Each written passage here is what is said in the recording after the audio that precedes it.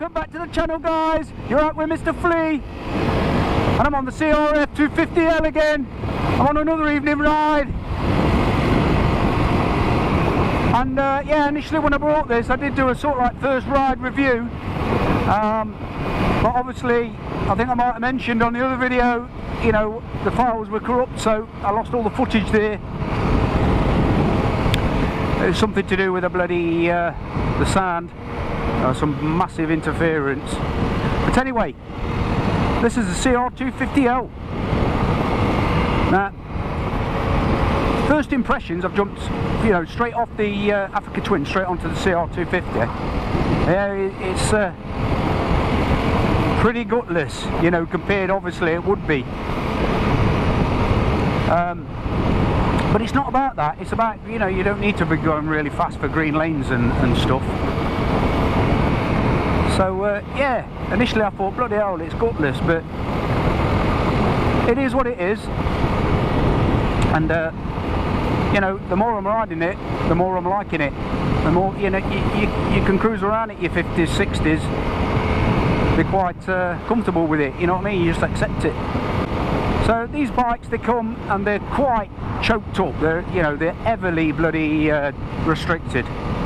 I know you've seen all the videos to, you know, just to let the engine breathe a bit more. So I'll definitely be going along the route of that.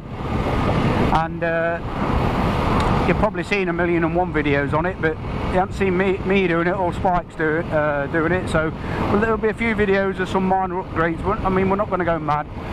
It's just stuff that we need for protection off-road in case the bikes go down and such like. But we do quite like the standard cans. I know they're weighted, but you're sort of like in stealth mode when you off-road there. And I quite like that. You know, you're not drawing attention to yourself, especially if you're somewhere where you shouldn't be. So yeah, back to the bike. The initial brakes on this, they're cracking. They're amazing. I mean, for what they are, they really anchor you up really well. This has got full ABS, and you can turn that off, which is handy for off-road. I mean, you press that in, you know, you can literally spin the wheel. And I'm sure, I mean, correct me if I'm wrong, I mean, I've tried to pull a little bit of wheelie off-road, of course, with the ABS with the ABS on, and it, bloody hell, it wouldn't lift. As soon as I turn that ABS off, there, wheelie, you know, it comes straight up. You can get over logs and stuff like that. Yeah, so that's a nice little great feature. And you can lock the back wheel up at will. But yeah, the bike is so light, it's really nimble, it's perfect for off-road. Yeah, okay, it's lacking on power, but it ain't no motocross bike, you know. But yeah, it's quite comfy. The seat is quite firm, but not as firm as the Africa Twin. I've not done no real major distance on it, just your 50, 60 mile an hour max ride, mile ride, not miles an hour, mile ride. And yeah, not too bad at the moment. I'm getting about, I would say, 125 miles to a full tank. I think these are 7.5 litre ones, but I'm sure Spike's has got the 10 litre or 11 litre. They're a bit bigger on the rally. So I think, yeah, about 125 mile range on that. But obviously, you know, I'm running that in, I'm not lifting the revs right up. I'm probably 6-7 thousand RPM tops. But I mean, I've had it up to 70 mile an hour, no problem. It's definitely got a little bit more into it. So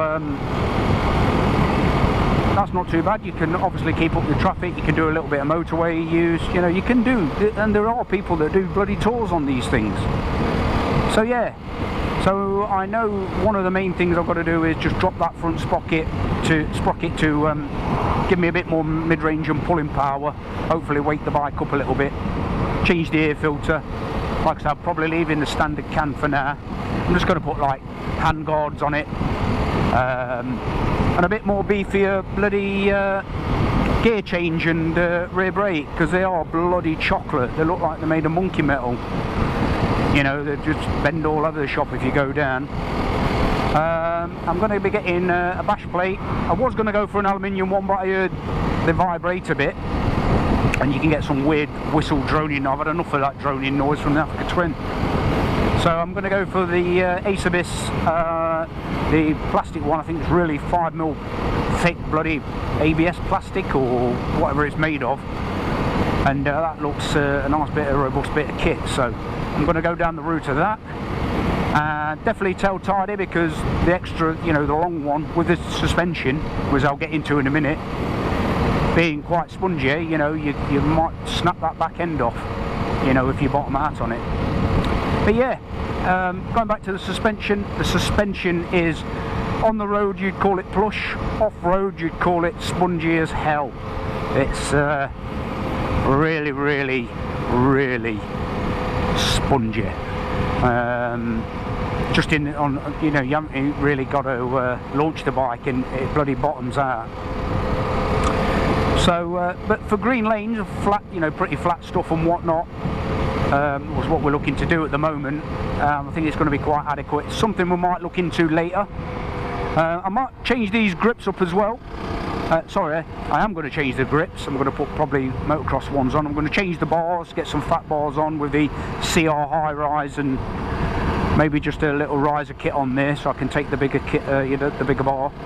And I'll probably change the levers as well to bendable shorties, just in case I have a little spill. And that's really going to be about it. I mean, when you do a bit of off-roading, the mud just kicks the shit out of these panels, so it's literally like bloody sandpaper when you rub, you know, mud over it.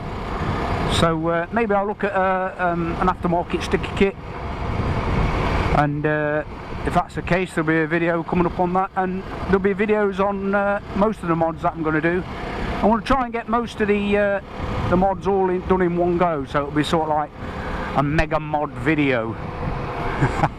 Get it all done in one hit. Right then guys, that's a quick update and first ride impressions on the Honda CRF250L. Like I say, the more I ride this bike, the more and more I'm enjoying it. Oh, just something else to note, on the actual display, there's no temperature gauge. It's basic functions really. You do get a fuel gauge, you get a rev counter, speedo, trip A and B, you get the time also, and that's about it. Nothing fancy, just what you need. Right then guys, I'm going to continue my ride. I've got to get a few more miles in because it's due its service at 600. It's going to get a nice oil change and an oil filter, and then I can start bloody lifting that rev range up and caning it, and yeah, bring the motor alive with those mods. So that's it then guys, I'm going to call it a day there. I'm going to end the video there. So as always, thank you very much for sticking with me again. Please comment, I'd love to hear from you. We'd definitely respond to any single comment. So until the next one guys, keep it real.